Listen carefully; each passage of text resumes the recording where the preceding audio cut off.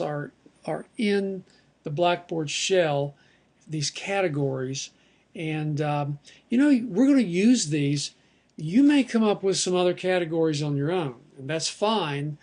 If it helps you get at the meaning of the text, that's great. Well, here's what I have. As we look at this text, the first thing we have in verse 13, and I showed you last time how I take the numbers out. I delete them from here and paste them over here. You can type them in if you like, but make sure you get your verses lined up when you bring them over. All right, let's look at some Greek.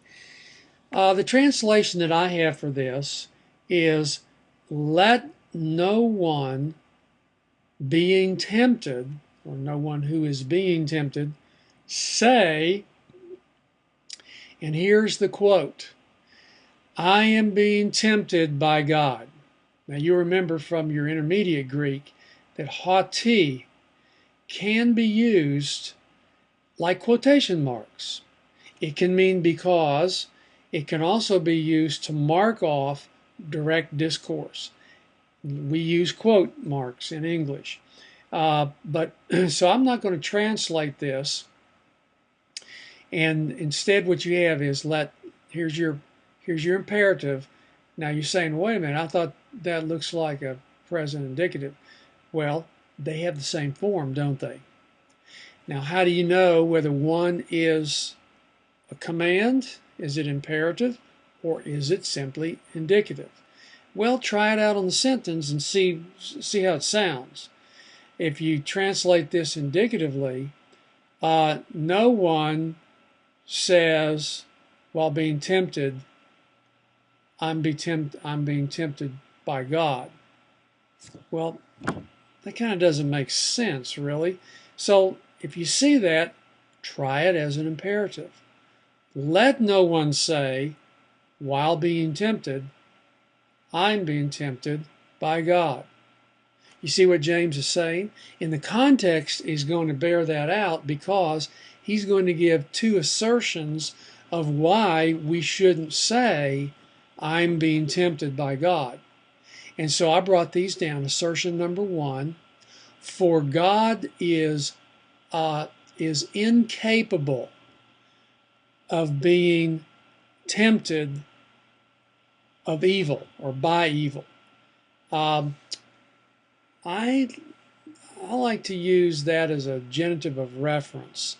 For God is incapable of being tempted with reference to evil.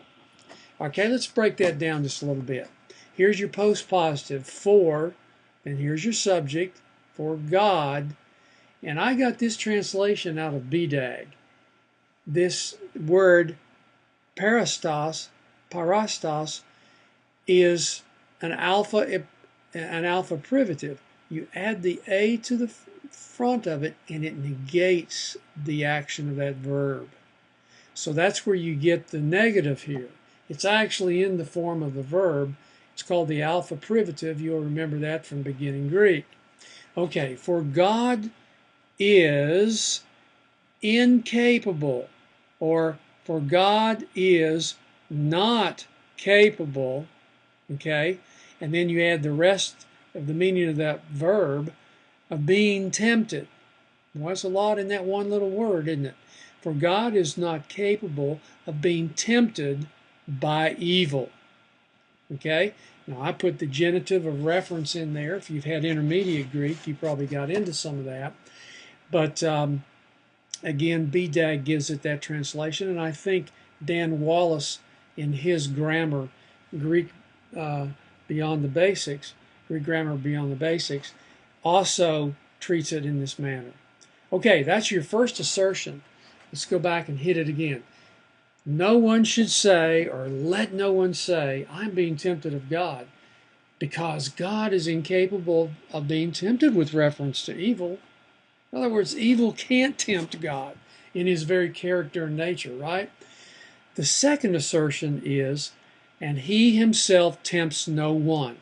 You say, where'd you get himself? Okay, He tempts no one. Here's that nominative, relative pronoun, autos. When you see that, it is often used as the intensifier. It intensifies the subject. He himself tempts not one person, or no one. All right? So that's how you phrase that. I kept this whole sentence right here. I kept that as one unit.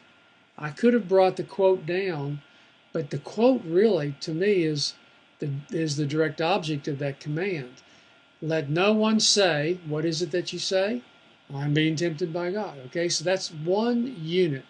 And then I brought the assertions down under it so that you can see the reason, or the assertions of why we shouldn't say, God's tempting me. God doesn't tempt anyone, right? Okay, now, verses 14 and 15 are the explanations, okay? But, here's your postpositive, but each one is tempted. That's the passive there. Each is tempted by his own desire, or by his own lusts. Okay? By his own lust. And notice what I did with these participles. I brought them down because I believe those are temporal participles that are happening simultaneously. So if you look in Duvall and Hayes' categories, refer there to your sheet. If you look on the back, on the front, under temporal, it's time and it's related events that are happening simultaneously. Well, let's see what we mean by that. Each person is being tempted by his own lusts, and here comes your participles.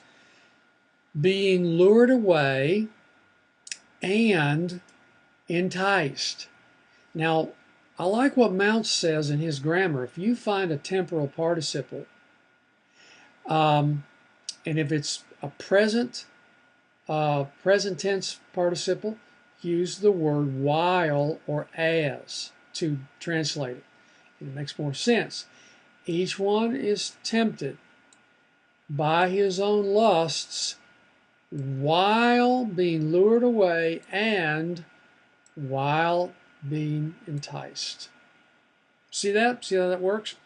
All right, now let's look at the next two phrases that modify this explanation.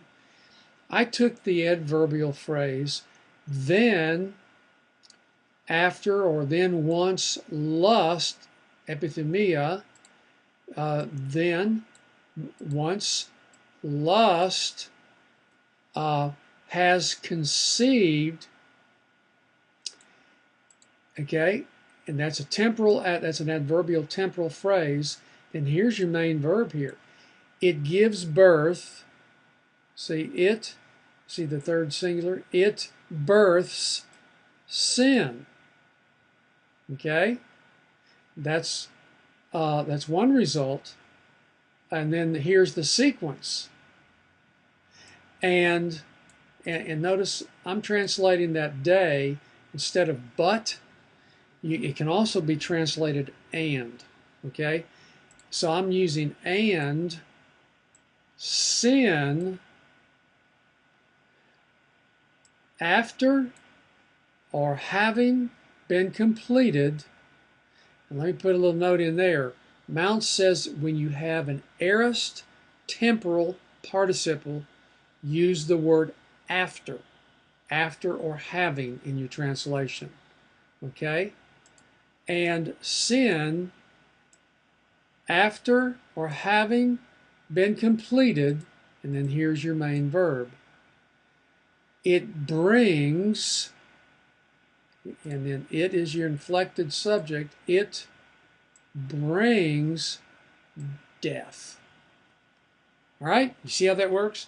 So you have a sequence of results there. And when I preached this, I just came up with the idea that this is the anatomy of temptation. So let's go back and look at our points. Here are your main points. Remember, the main points are going to be whatever's to the left. So there's my first point. So I came down here and said, point number 1, don't say temptation comes from God. Why? And here's the reason why. Here's an assertion. And I brought this down to subletter A. Why? Because God can't be tempted by evil. Oh my goodness, you could unpack that. Go to your systematic theology classes and unpack the nature of God there. I mean, you can preach on that for the whole sermon. But you unpack these points, you see, as you're preaching through them. My second subpoint, answering why, and I got that from right here. Why? God does not tempt man. Well, look right here. I phrased it out because he himself tempts no one. See there? So you can see my outline for my phrasing is reflected in my outline for my sermon. This is really useful technique and powerful stuff. All right, let's look at point number 2. I took point number 2 from my second main text over to the left. Remember, the main point goes to the left, subordinate points go to the right. My explanation, I call that an explanation, but each person is tempted. Where's the source of temptation? Well, it comes from our own desire.